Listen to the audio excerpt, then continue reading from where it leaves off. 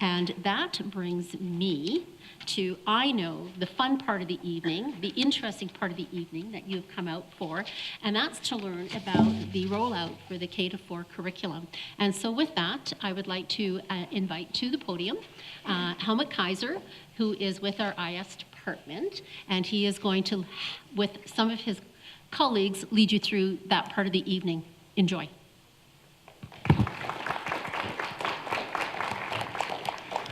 So good evening, everyone. Thanks for joining us on this snowy evening. Old Man Winter has returned for a few days anyways. So tonight, I'm going to make some introductions. So besides myself, I've got my colleague Kevin DeForge with me, who also works in instructional services. And we also have 5 table facilitators with us. These are 5 consultants that we have the pleasure of working with on a daily basis. So Emily Gauthier is over here at this table. I'm just going to go through. Where are we here? I've got Shelley Gardner right here, Jody Waltz, Christine Knight, and Kathy Sandow. So these 5 ladies will help us with our conversations at the tables and really help us get into what a concept-based curriculum is all about. Okay, so just for an overview for this evening, first of all, we want to let you know what's happening with the Alberta curriculum. We're also going to delve into what is concept-based learning. How does the concept-based curriculum differ from the current curriculum? So we'll have a chance to do some comparisons there. And then how are we preparing as a district for the implementation of the new curriculum? So those are kind of our points we'd like to touch upon this evening and get a deeper understanding by the time you leave here a little later on. I'm going to hand it over to Kevin, who's going to start us off with an icebreaker activity. Kevin. Okay, so we've got the brain engaged right away here. So we're going to get you reflecting for a second about your earliest memories of being a child in school. Now that's, looking at this crowd, you're young, so that's not that long ago for most of you. So you're going to recall that moment, any moment. You can jot it down on a piece of paper here. If you need another piece of paper, we've got some more up here as well. Why has it left you with that lasting impression? Why is that sitting with you now, years later, a couple of years later? And once you've had time to reflect on that, share that story with someone at the table with you and let them share back with you. Then we'll take a few of your gems if you're willing to risk it. We talked about risk with kids a second ago. We're going to risk it with you in a second. So take a few minutes and do that now.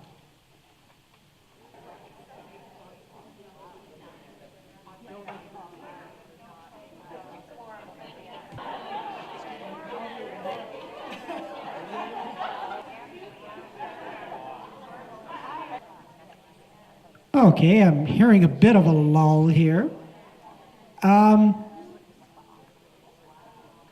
We'll bring you around now if we could. And is there anybody who wants to take a little bit of a risk like our students do and share something that they talked about at their tables? One memory. Doesn't have to be scathingly hard on yourself. Something simple. Awesome. Just don't laugh. So I'm not going to share the whole story, just a partial story. I had started kindergarten in one province, moved to another province, and had to go to a new school. So I was the only kid in the class that didn't know anybody. And I can still remember how tall my teacher was, the color of her dress, the color of her hair, how she wore her hair. I could almost smell her perfume. She was so warm and welcoming to me as this little, timid little girl who didn't get to wear a uniform anymore because I got to wear a uniform in the other province. I didn't have a desk anymore because in kindergarten in Ontario, you sat on the floor and you had a nap partway through the day, okay? But this teacher was so warm and welcoming. And you know, when I was so excited in the other province to go to school and have a uniform in my own backpack and to be able to go with my big brother, and I did have my own desk, I can't remember a face from that school.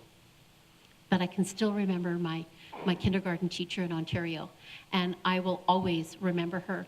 And what that, I think, should tell you is what really matters to a child is the warmth, the caring, and the welcoming that I had received on that first day amongst all these kids that knew everybody, and I knew nobody.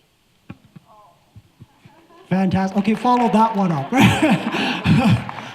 Does anybody else want to share? Look at that, showstopper. No one else? One more? Awesome. Thank you so much. So I remember going to school in St. Albert, and my grade 1 teacher was wonderful, Mrs. Kazikoff, and she had a big standard poodle that she occasionally would bring to class, and if you were really special, she would tie the dog to your desk. And so I remember not having a dog of my own, being like horrified and exhilarated at the same time to have this huge black standard poodle tied to my desk for the day. So it was very exciting. That's awesome. We should bring in some poodles. All right. All right. Thank you for going through that. We just wanted to see the lens that we're working with tonight for you, some of the memories. And there may be some academic ones, emotional ones are obviously what comes to mind here, and you'll see how this new curriculum helps with that. I'll turn it over to Helmut. Thanks, Kevin. It's interesting, those two memories that were shared really didn't have to do so much about the learning of the content, did it? And that's neat, because the new curriculum, or the concept-based curriculum, really brings into focus student experiences. And that's what we heard here tonight from the two that shared their experiences, was your own experiences. So why do we need a new curriculum? Well, our curriculum, in some cases, is up to 30 years old. So it's between 8 and 30 years old. Also, many aspects of the curriculum don't really meet the demands of today's world, and I hope that'll become more clear as we go through the evening and have a chance to actually look at the curriculum together. Also, there's a much greater emphasis on 21st century competencies, such as collaboration, group work, self-reflection, critical thinking, all those little pieces there, and literacy and numeracy across all subjects and grades. And this curriculum really emphasizes the permeation of our First Nation people, the Métis and the Inuit, and knowing their history and their foundational knowledge about them, as well as the Francophone communities that also exist in Alberta. You will see when we show you the curriculum a little bit later on that they really permeate all aspects of the curriculum in a very intentional way. If you want more information and deeper information than what you're going to get here tonight, there is a guiding framework that is available.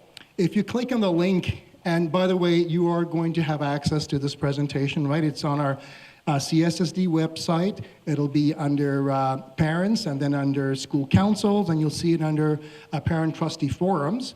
And so once we've gone through the 3 sessions for this week, it will be posted on the site, and you'll have a chance to view that presentation yourself, as well as access the links that are in the presentation, such as this one here.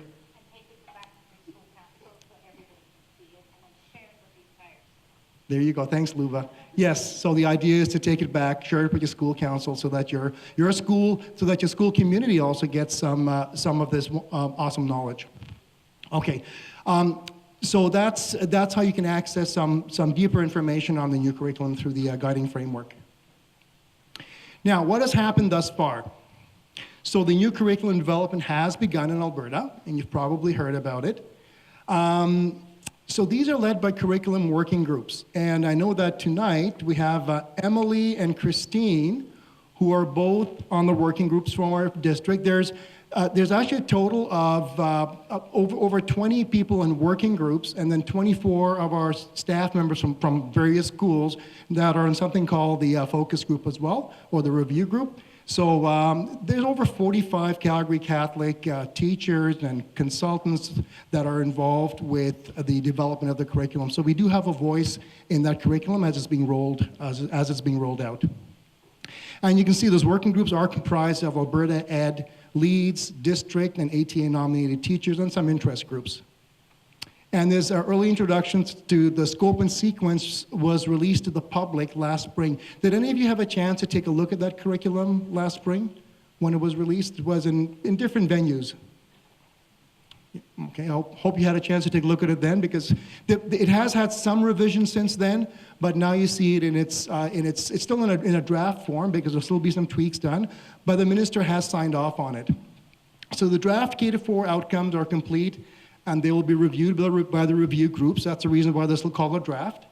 See, the minister did sign off on it December 2018, so just last month, and the draft K-4 implementation has been accepted. Now, we do not yet have an implementation date. So we're not exactly sure when that's going to be happening. There will be a time where there'll be some piloting also going on in schools in the next little while. We're still waiting to get that information from Alberta Education. Okay? So, what does the curriculum look like? There are 4 subject areas, and these are those core subjects. So the core subjects that you see up there are math, LA, and as well as French language arts for our immersion schools, social studies, science, fine arts, and wellness. I know our fine arts and wellness are very happy that they're called core subjects, because in the past it was almost an afterthought, right? But it's so important that those aspects are integral to the learning of a child, and that focus is put on all those 6 subject areas. So fine arts does include visual arts, drama, dance, and music. And wellness includes physical education, health, and human sexuality. So these curricular groupings can be reorganized, but as long as the outcomes are met. So we do have our curriculum that's mandated by the province, and so those outcomes have to be taught in the classroom, and the new curriculum is also structured in that way. So I'm going to show you a little video right now, and in your package, you have a little guiding question sheet. It says Conceptual Learning in Progress video on an action.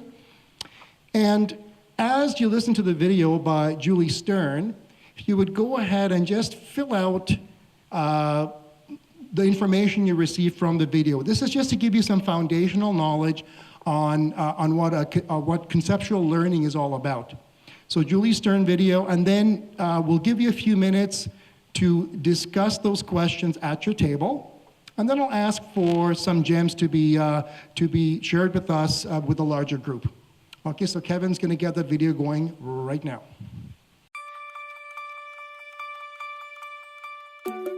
So I'm Julie Stern, and I'm a teacher, trainer, instructional coach, and author. What I'm constantly looking at is how do we prepare students to solve problems that we currently, our adult generation, don't know how to solve.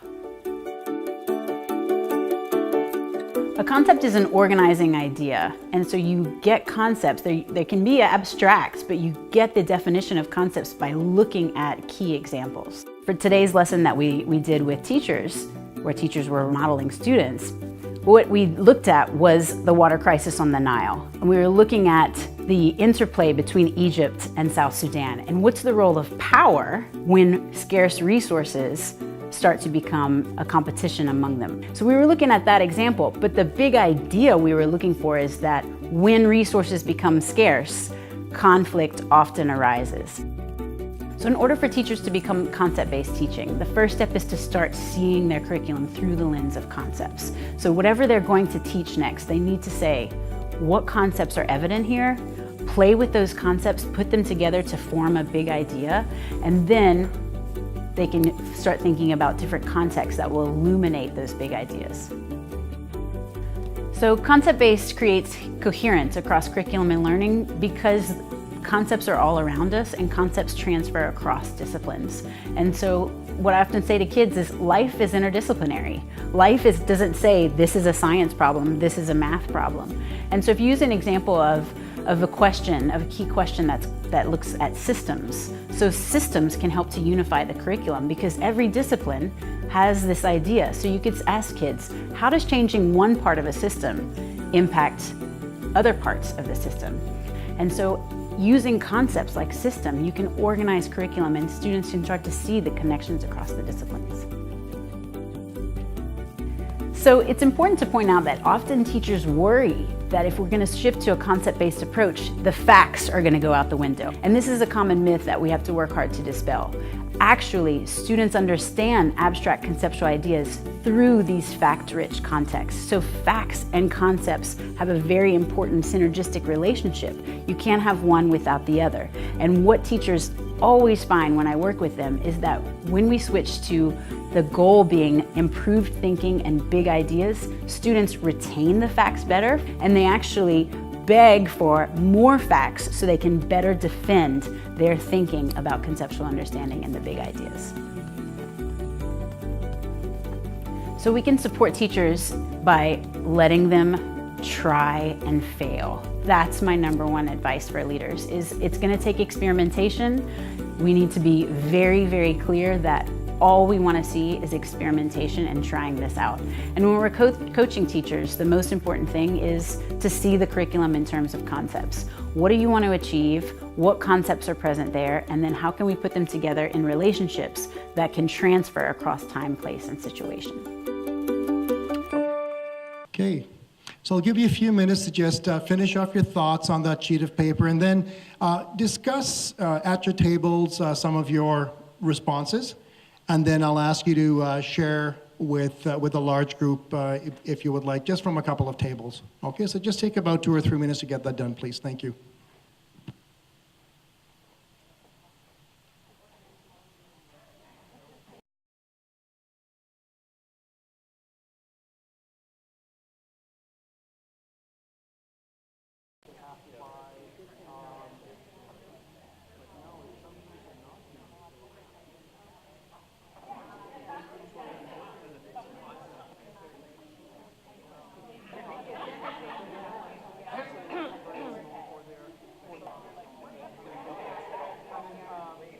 Okay. Would, as we go through the questions here, would someone like to let us know what a concept is, from what Julie Stern has told us? What is a concept? Anybody? Anyone? It's an organizing idea, exactly. So it's got an organizational component to it. And then what are big ideas? What are those big ideas? What do big ideas allow students to do?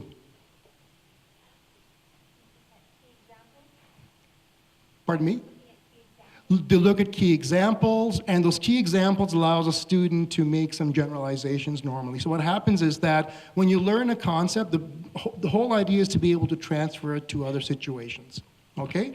So that's one important aspect here. And did someone hear an example that Julie Stern gave us of a big idea? She talked about, the Sudan and Egypt. What word did she use there? Scarcity of resources, conflict, exactly. So those are big concepts, right? Those are big ideas that students can work on. Now, what's the relationship between a concept and a big idea? Right? There's a relationship between the two. How do concepts and big ideas work together? Come on, I know you know it. Yes? Concepts are more abstract, so you need to organize to get your big idea and develop, because to develop a concept is way harder than develop a big idea. Okay. And that's why you work in groups. Very good. Well, like you have here, right? To help you develop those big ideas. Good. And then here's one, and sometimes parents are always asking, so we got a new curriculum coming, so our kids still going to learn the basic facts? Absolutely. As Julie Stern mentioned, facts are extremely important, because one thing is concepts actually give facts more clarity. So one example I use is just the example of addition, for instance. Will students still need to know how to add and subtract and multiply and divide? Absolutely. But what a concept does is it allows students to use those factual ideas in a more authentic situation and to apply it in a conceptual context. Okay? So when we get deeper into discussing the curriculum, you will see that those numeracy and literacy progressions are still very much embedded in the curriculum. They're very important, those factual pieces.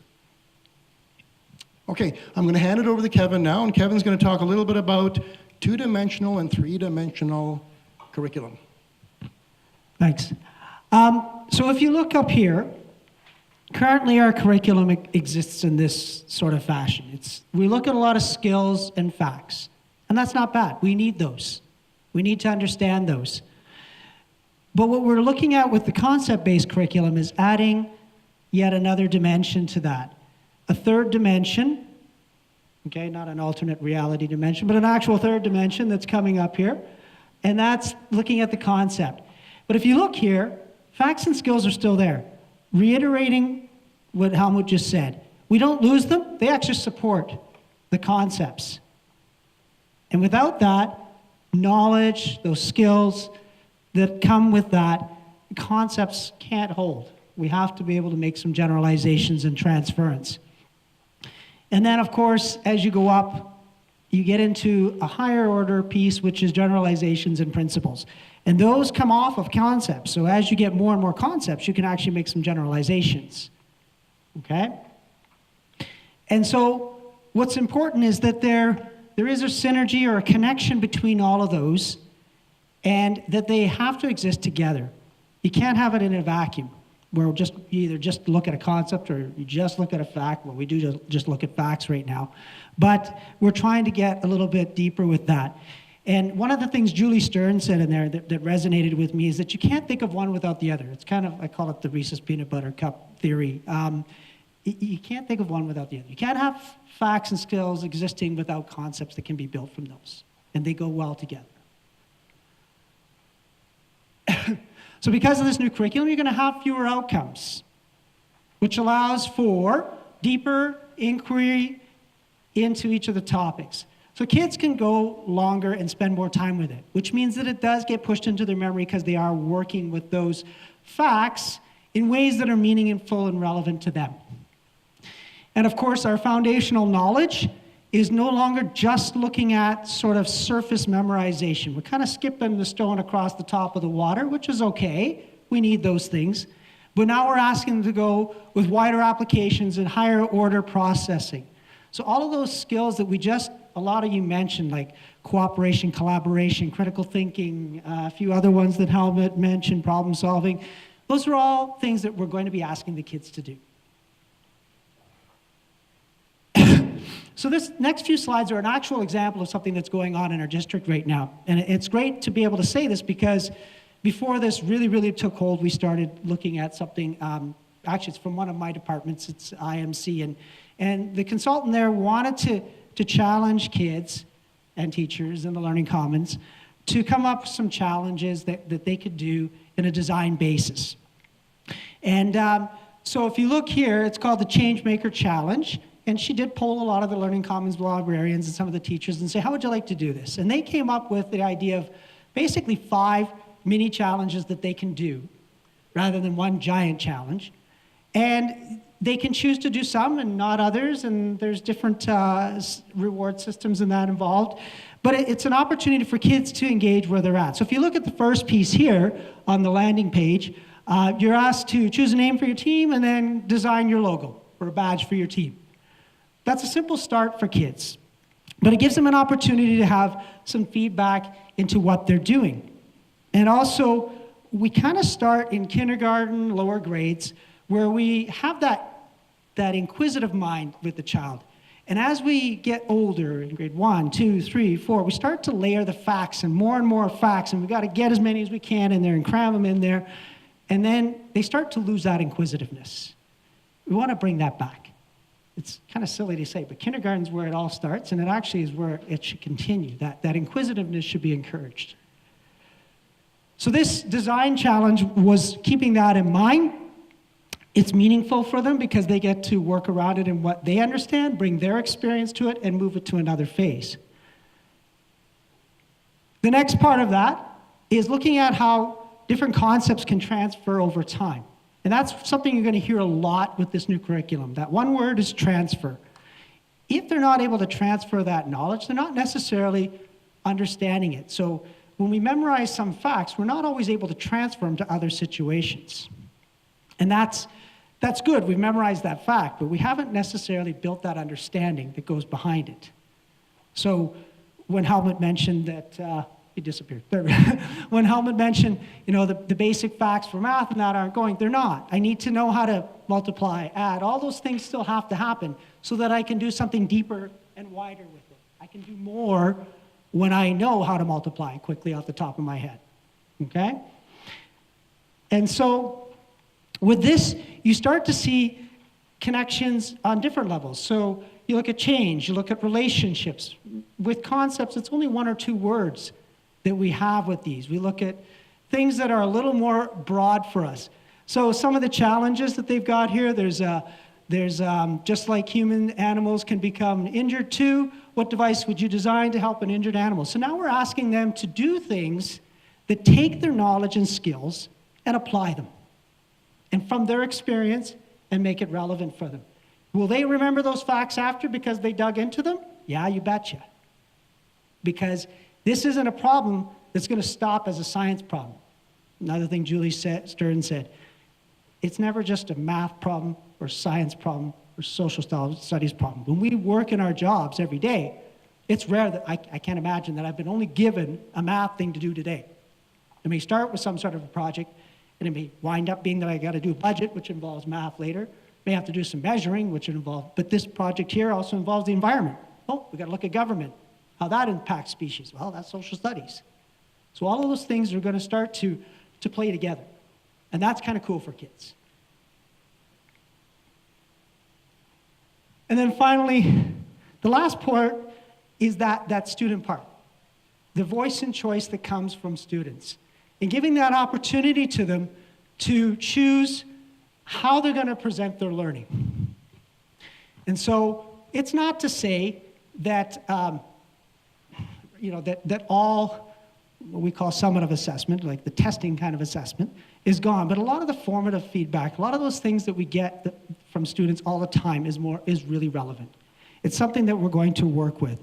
And so for a conceptual level of understanding to really work, we have to have the interplay with the facts and the skills, and then we build on that with our experience and the relevance, and we try and put it in real-world situations so that they grasp it better.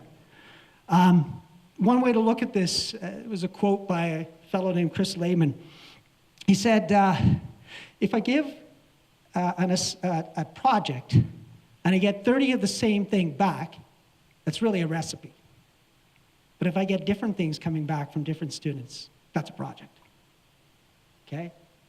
I'm pretty sure that when we go to work, we don't expect everyone to get the exact same type of response or exact same thing coming back to us from our bosses. So, with this, it allows us to transfer understanding, and these connections begin to happen at what we call a conceptual level. In a little bit here, we're going to show you, when we talk about concepts versus topics, which we often get confused between, how those connections happen. And of course, that then ingrains the facts into our students' memory because they've got a chance to work with them and apply them in a real-world situation. Are they going to take risks and challenges, and is it going to be hard for them? Absolutely. Because we're used to memorizing our facts and stopping there. And that's safe for them.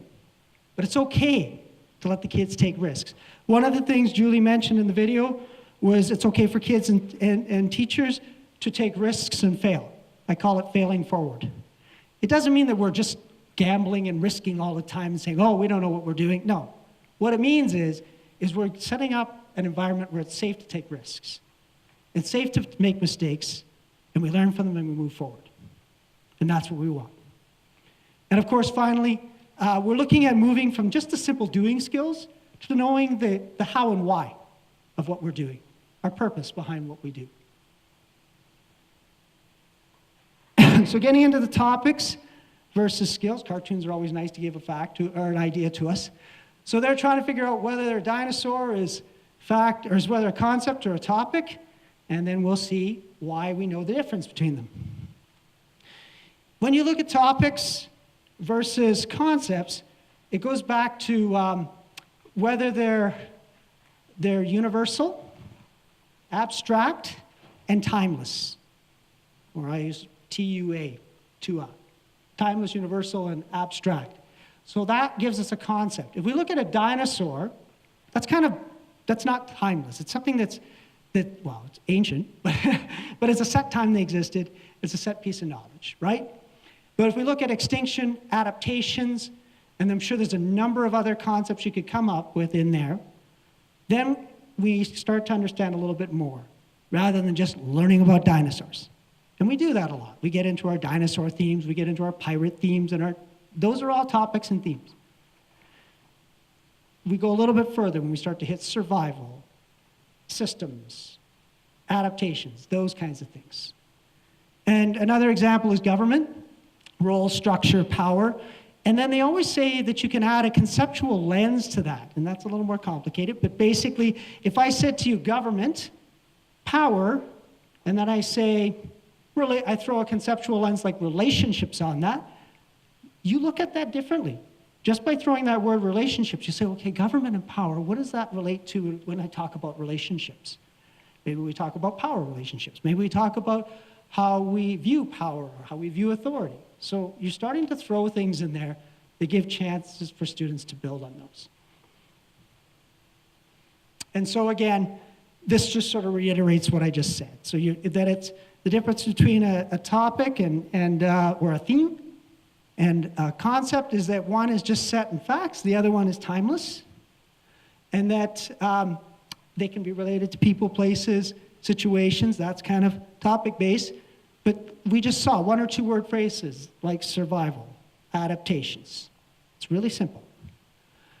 And then they give an example. Canada's, it's universal, of course, and they give an example of Canada's political peace in influence in China versus habitat. Habitat's much bigger concept. And then transference is the biggest part. We said you're going to hear that word lots, and you want to be able to take it from situation to situation and know that it applies, or sometimes that transference means I know it doesn't apply in this situation. And that's also a part of it. And from here, we're going to play a little bit of a topic or concept thing here.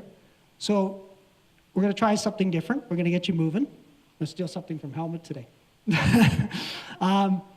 Right now, as you're sitting, if you think it's a topic, remain sitting, okay? If you think it's a concept, it's a broader, timeless piece, then you can actually stand. So, sit, topic, sit. You're getting excited over there. Just stop. You're not allowed to, this is not a, well, it might be a workout, I don't know. Just doing squats over here. Anyway, so if you think it's a topic, remain sitting. And if you think it's a concept, you can stand. Okay? Ready? Patterns. Let's start with patterns. I know we should have come in. Is it? Concept is stand. Topic is sit. Okay. You guys can just stay standing for a second. So it can play into a little bit of both. But patterns in this case, in a lot of cases, if we look at general patterns in math, we look at patterns in art, we look at patterns, it can also be a concept. Okay? So some of them are going to be a little tougher. Freedom. Is that a concept? For concept, we're standing. Topic, we're sitting. Yeah, freedom. Go back to your TUA, timeless, universal, and abstract. So freedom is timeless. I can always look at freedom, right? Picasso, art and influence. Yeah, that's a little more fixed. That's a topic or a theme, okay? Look at that, we're getting some exercise in here. Ecosystems in the Amazon forest. Oh, Lord.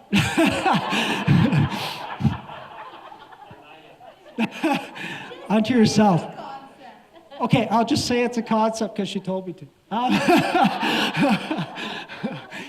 If we stopped at ecosystems, you're right, it would be a concept. But because we added that piece that makes it a little bit less universal in the Amazon forest, then it becomes a topic, right? So concept, ecosystems would be concept, Amazon forest adds that element, which turns it over into just a basic topic or theme. Okay? Sorry. System. Yeah, I've said it too many times for it not to be, right? Habit. Excellent. Stan Peters winning the Grey Cup. I know we'd always want that to be timeless and universal, but it's not. Value. Yeah, it is a concept, right? When we look at our value systems and that, they're timeless, they're universal. It's an abstract. I can't grab a value. I can feel it. Those are great. Okay, guys, you can sit down. So thank you for that piece. I'm going to turn it back over to Helmut here for the next little part. Thanks, Kevin. So we're going to watch another little short video. On this video, we're getting into I guess the part of the presentation where we're going to look at the old curriculum versus the new curriculum. And this video explains to us how learning is happening right now and happened also when we were kids in school, and the type of learning that our children are going to be experiencing in the classroom moving forward with a concept-based curriculum. Okay? So if you want to cue it up, Kevin. There are two ways to think about learning. A traditional perspective sees students as empty vessels. Students wait for the teacher to point out the facts and ideas they should collect in their jars. Students hold all the facts in their heads until they dump them out to prove they have retained them. But there's another way to look at learning. In concept-based learning, students begin not as empty vessels, but instead with their own pre-existing ideas, similar to a stone waiting to be sculpted. As we learn, we chisel away at our ideas until they become more sophisticated, clear, precise, complex, and accurate. At the end, we have a profound, well-thought-out idea of our own construction. In the second way of learning, the students are doing the work and benefiting from it, not the teacher. But how do you help students discover and refine these ideas? The secret is simple. Just 2 words: uncover and transfer. To help students uncover an idea, start with an abstract question. If you're studying the concept of ecosystems, for example, we might start with a question like, what is the relationship between human actions and ecosystems? Have students share their initial thoughts. One might say, people can hurt the environment. That's a good start, but it's not complete. Now, investigate a specific context that illustrates that conceptual relationship. For example, deforestation in the Amazon. From this, students understand that human actions can directly devastate an ecosystem and contribute to the loss of certain species. Transfer is the next step of the process. Introduce a different example that will add a more nuanced understanding than they had before. For example, next you might investigate the effects humans have on oceans. Students will learn that human waste can end up in oceans and harm sea life, also threatening species. This is more of an indirect impact, adding even more nuance and complexity to their understanding. To assess students' understanding of the conceptual relationship, let's transfer again to the Arctic Ocean and have students hypothesize about the impact of global temperatures. Throughout this process of uncovering conceptual relationships and transferring to new situations, students should start to recognize a pattern. Rather than seeing smaller individual ecosystems, students understand the Earth as an entire giant system where human actions may have a great impact. As you introduce more and more examples, students' understanding grows bigger, deeper, and more complex. This deep understanding of how the world works and the ability to transfer ideas to new contexts is an essential skill that allows students to become creators, problem solvers, and innovators. On the screen, you see a table that compares a traditional curriculum to a concept-based curriculum. So what I'd like you to do at your tables is just take a look at those and look at the differences between the two and maybe highlight some of the big ideas of what makes a concept-based curriculum different from the curriculum the students are using right now in the classroom. And again, we've got facilitators at the tables to help us through that process. So I'm going to give you 5 minutes to just take a quick look at that, do a comparison, And if you have any questions, go ahead and ask those questions. Yeah, you want to look at it on the screen, not on your handouts, because it's minuscule on the handout. So look at it on the screen. It's much larger on there. Okay, so about 5 minutes for that, please. Thank you.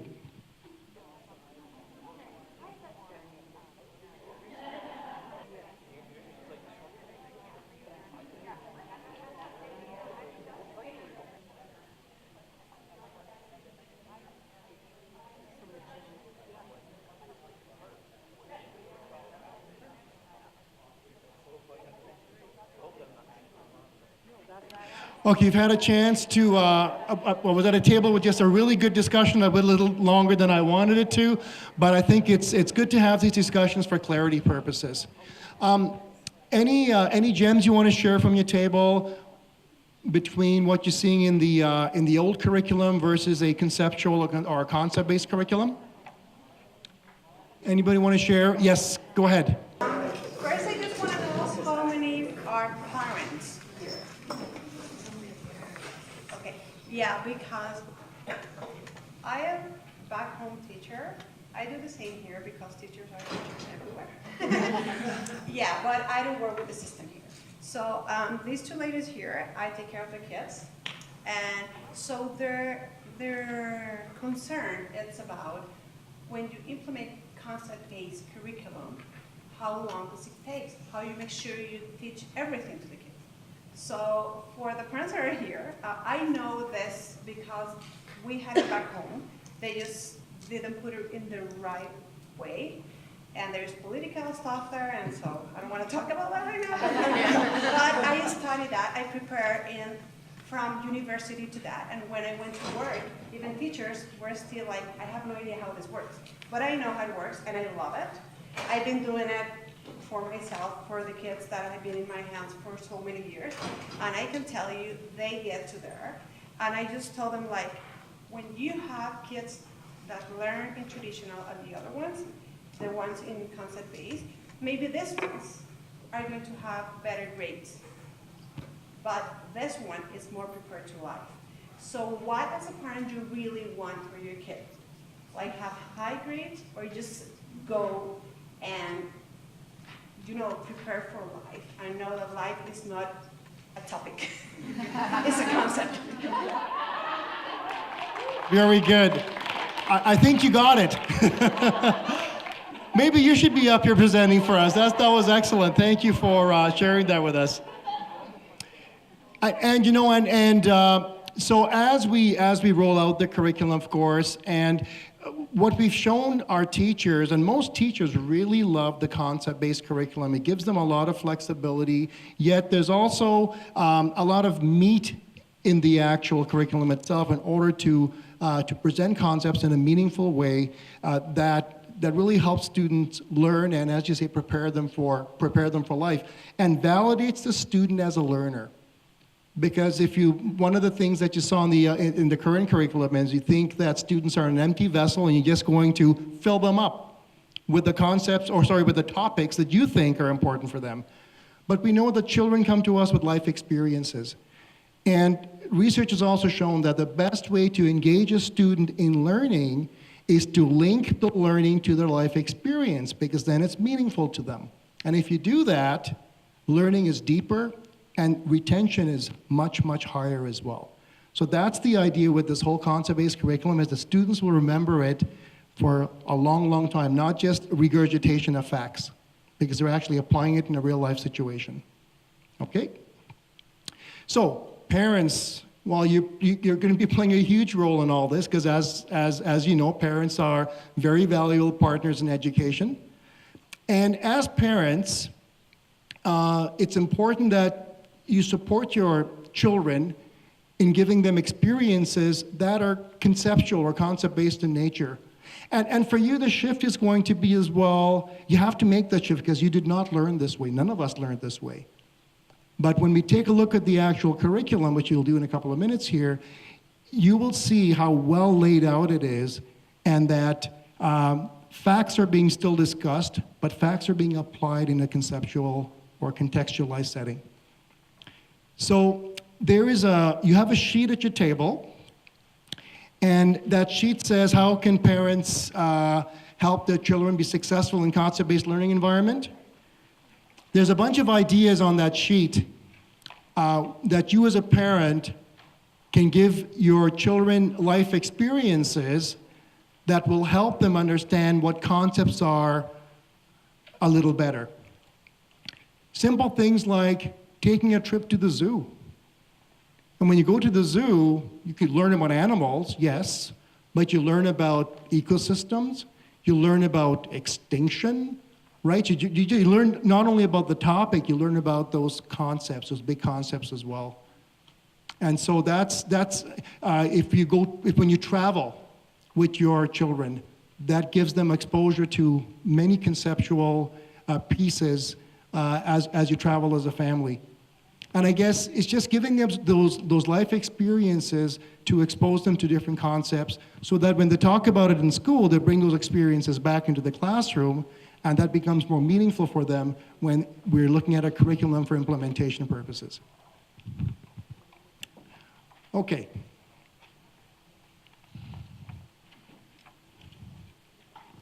So now, with the few minutes we have left, I want to give you some time to get into the actual curriculum itself.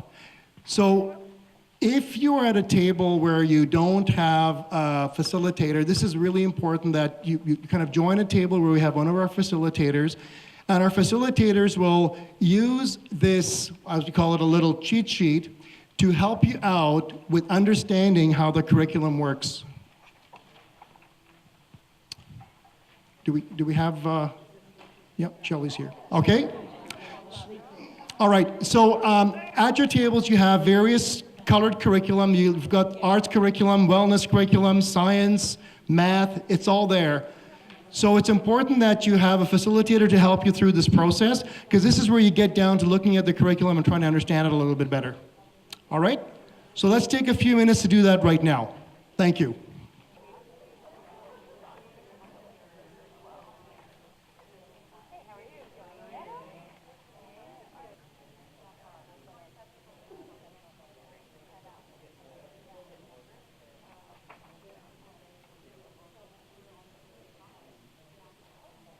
Okay, I'm just going to pull you back around.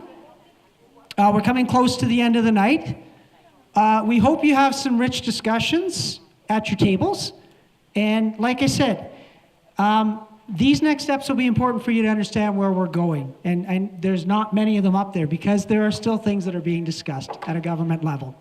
So right now what we know is that K-4 field testing pilot schools should be rolling out September 2019, okay? We don't know how many, we don't know what that necessarily looks like at this point, but we know that piloting is coming, okay?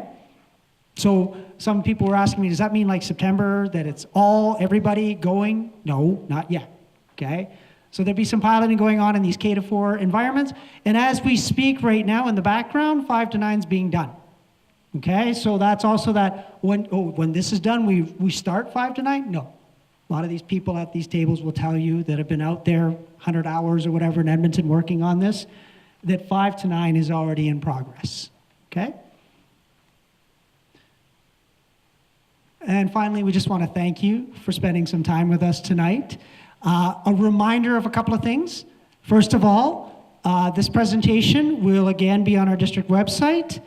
Under parents, school council, then it's got the years, 2018-19, and then in there, there'll be the parent trustee forums, and the presentations will be in there. And so I'm going to wrap it off, and I'm going to now introduce trustee Pamela Raff, and she's going to finish off for the evening. And thank you, everyone.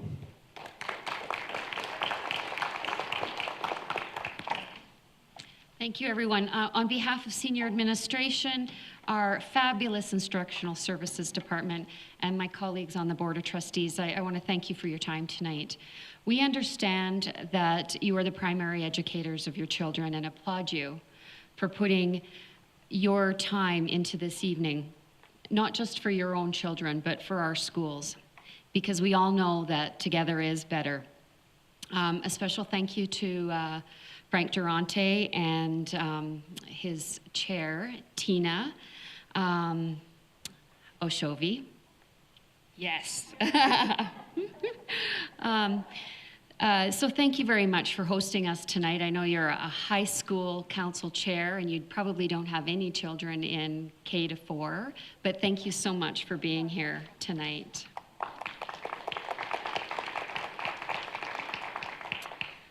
I'm going to ask that you pass in those green sheets. They're super important. Just so you know, the Board of Trustees sees every comment that you make, and we take them all to heart. And we know that when we get those, we can do better and be better. So please, if you can take the time to do that. Now, if you can join me in prayer. As God's holy people, we pray. In the name of the Father, the Son, and the Holy Spirit. Amen. Lord God, you fill us with every spiritual gift and make us holy. Continue to open your hearts and your minds to your presence and love, that we may recognize our calling and dedicate ourselves in service to you. May we always be eager to do what is good at all times and in all circumstances. Pour out your spirit of wisdom and strength upon our children and all of the students in our Catholic schools. Root them deeply in your word and in the truth of your abiding love and presence. Help them trust in your goodness and be filled with your peace, that they may be resilient and rise above any challenge they may face. Through Christ our Lord, amen. In the name of the Father, the Son, and the Holy Spirit, amen. Trustees Wellman, D'Souza, and myself will be here if there's any questions regarding anything that's going on in the district. We're here for you, and we're happy to stay a bit if you want to chat. Thank you.